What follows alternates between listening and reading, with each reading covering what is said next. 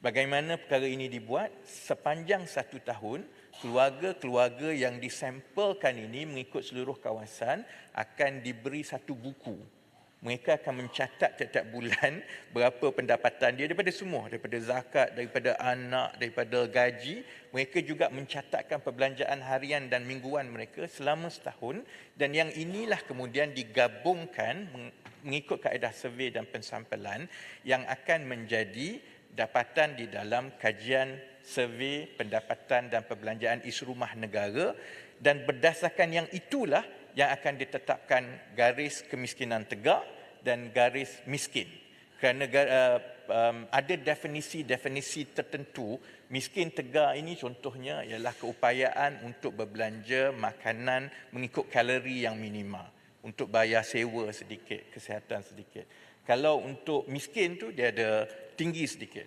Malah kerajaan juga sekarang ini untuk membangunkan kaedah penyasaran semula subsidi, kerajaan telah pun beralih pun daripada kaedah melihat kepada keperluan minima semata-mata, tetapi melihat kepada keperluan untuk mempunyai kehidupan wajar.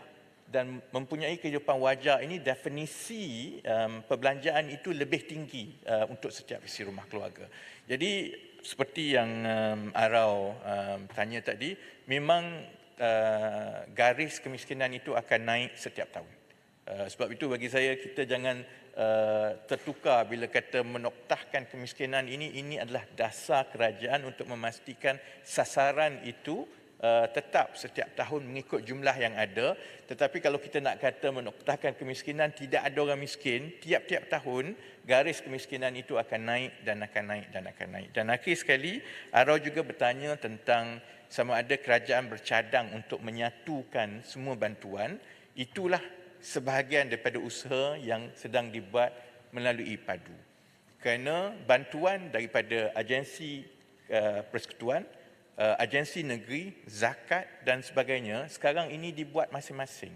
Dan oleh sebab itu kita ada risiko keciciran, inclusion dan exclusion error yang besar. Ada satu keluarga, 5 orang dapat. Dan bukan saja dia dapat daripada satu jabatan, zakat pun dia dapat, yang ini pun dia dapat, yang itu dia dapat. Sebab itu bila dia berada di dalam ikasih, dia tak nak keluar. Dan kalau tengok sampai bila-bila, kita makin lama makin ramai orang miskin. Sebenarnya dia dah lama keluar daripada garis kemiskinan, dan kalau kita tidak satukan, itu akan menyebabkan selain daripada keciciran dan ketidakadilan begitu, kos bantuan sosial negara akan terus meningkat kerana dia berterabur.